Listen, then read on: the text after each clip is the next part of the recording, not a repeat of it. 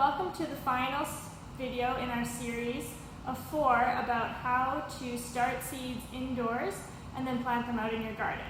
So hopefully by now you've got some nice plants growing. You've had them inside, and then you've also hardened them off outdoors for at least a couple of days. And you've been watching the temperature. So today's date is May 26th. Our average last frost date is May 25th. So hopefully we are past the day when it will freeze overnight. And that's important because our plants actually might die if they experience weather below 0. So we're going to keep watching the temperature, but today and this week is a good time to start planting these guys out in your garden or in a bigger pot. So the first part of this is how are we going to get our little baby plants out of this container and then move them into the garden. So to begin with, you want to make a hand like this or like this, whatever feels cool to you, and put your fingers on each side of the plant like this. So we're doing this so we avoid squishing the plant when we dump it out.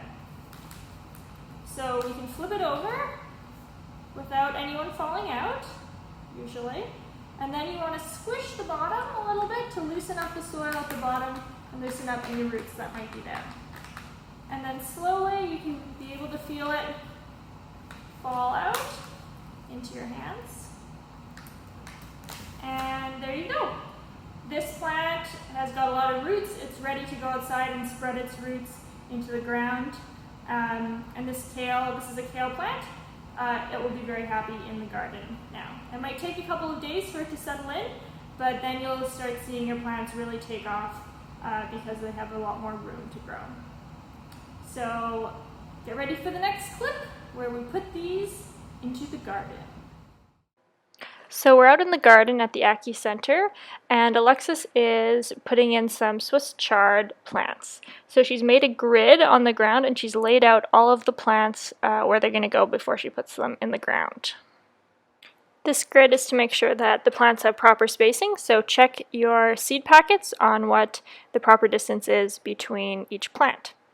So Alexis is pretty much a pro at this, so she is going to dig a hole that's deep enough for the entire root ball. So the roots are going down, they're not getting squished, and it's right up to the surface of the soil around it.